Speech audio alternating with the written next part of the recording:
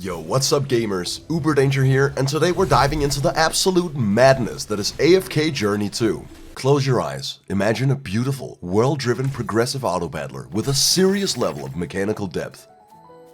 Now stop, you don't need to imagine it, this game is exactly that. First off, the strategic gameplay is straight up savage. You're not just playing, you're plotting, strategizing, and unleashing chaos on your foes. It's a brain-burning tactical experience that separates the true gamers from the wannabes. You take on the role of Merlin, the greatest magister to ever grace Esperia.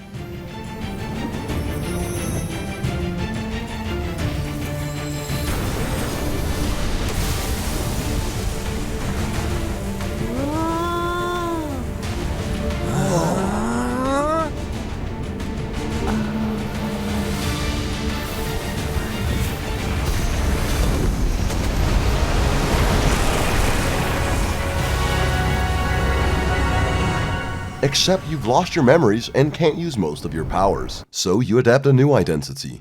Jonathan.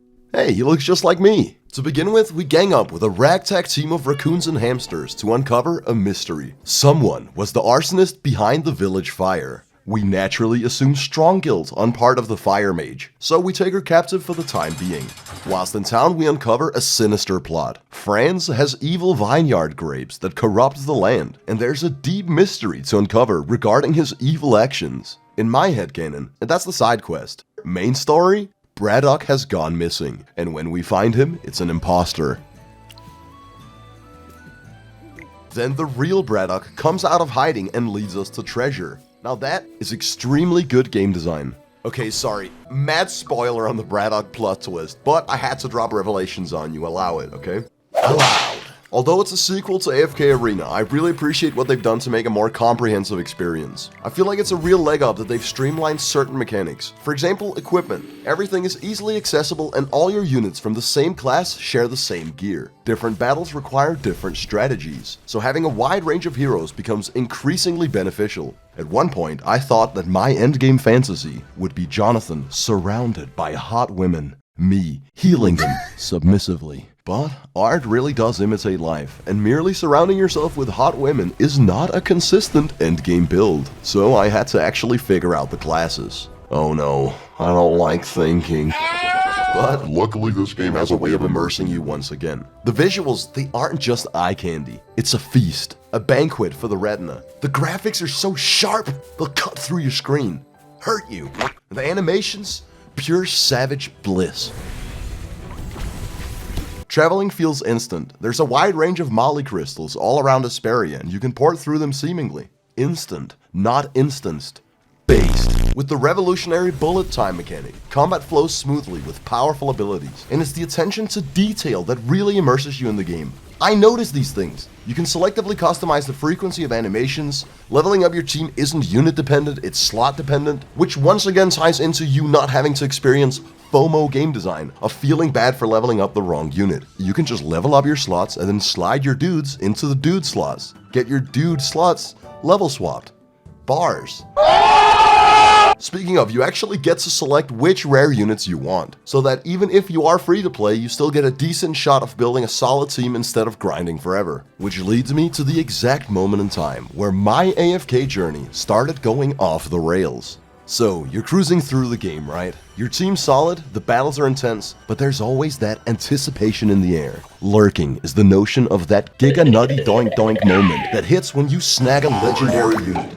Not through strategy or planning, but through sheer unbridled luck. Picture this, you're just doing your thing, grinding away, and then BAM! The loot drops, the screen lights up, and you pull Cecilia out of the virtual hat. It's like the gaming gods just bestowed upon you a pixelated deity with powers beyond mortal comprehension. No, seriously, this ability seems a little stronger than this ability.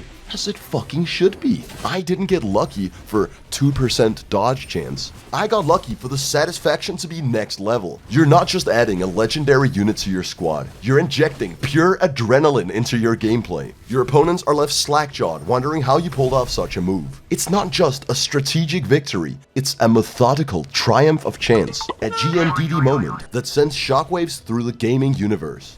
In fact, I'm about to send a massive shockwave through the gaming universe by giving you the deal of a lifetime. If you pre-order AFK Journey 2 either on iOS, App Store, or on the official website for the PC client, you'll get 10 free pulls, 1,000 diamonds, Licca the Keeper of Glades, and a legendary chess piece. So what are you waiting for? Sign up now using my link. Also, I forgot to mention this, but legally I think I have to at some point. This video is a paid sponsorship. Let me be very clear. That's not a problem, it's a solution. Huge thanks to Lilith Games for sponsoring the channel. In the past, I've only had really good experiences working with their company, and this time's no different. Which brings me back to the main story. We want to breach Franz's castle. However, the guards are in the way. So, we do a little bit of devious plotting with a stern diversion. We manage to slip past the guards unnoticed and enter the secret cave, where we encounter the truth. Income: set the village on fire for Lord Franz, 200,000 gold. Look, I'm not gonna tell anyone how to be a criminal. However, I personally wouldn't have left this invoice behind. It seems self-incriminating, but what do I know about being a criminal?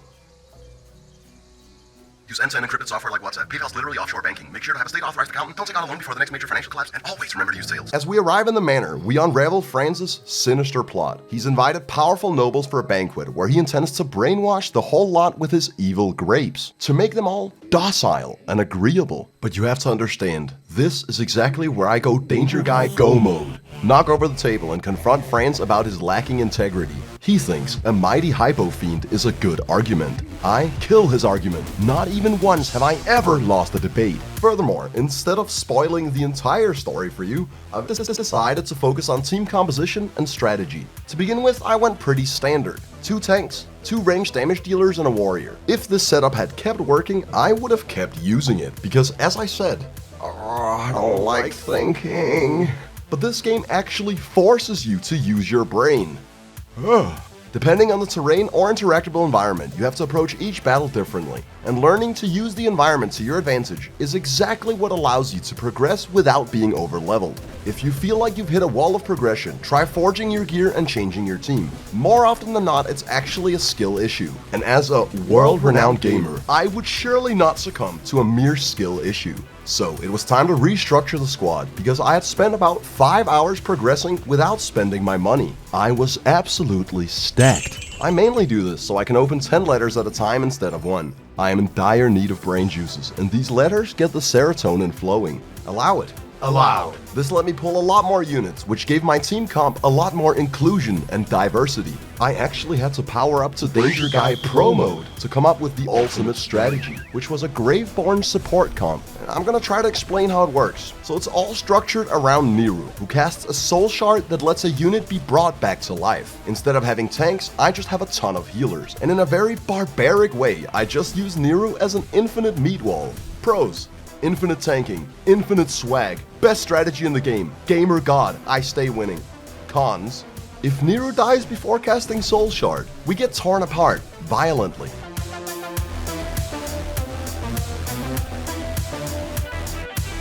All in all, very, very worth it. On battles with more low walls, I'd use more ranged units, and on DPS check heavy fights, I'd replace one of the supports with another damage dealer. At times, I did have difficulties keeping Niru alive, but at the end of the day, someone's gotta take one for the team. If he wasn't so greedy about casting the Soul Shard on himself, maybe I would have strategized differently. He's asking for it at that point. Another thing to strategize around when building your team are faction bonuses. These are crucial and make a huge difference. When you start to factor in which units are weak to which factions, certain fights suddenly go from unbeatable to easy peasy. And if you're a higher intellect, you can even go so far as to fundamentally design your strategy around your artifact. That's right, you're not restricted to just heal slotting, you could even be attack speed slotting. Instead of banging my head into the wall with incomplete teams, I found it way more enjoyable to just do honor duels to test out different units before grinding my ass off to try and unlock them. Plus, as a person who's prone to impulse, there's something hedonistic about these game types where I get to roll for items in a tavern. It's almost too much for a gambler like me. There's also several battle modes I haven't unlocked yet, but in the ones I have unlocked, I'm a world star gamer.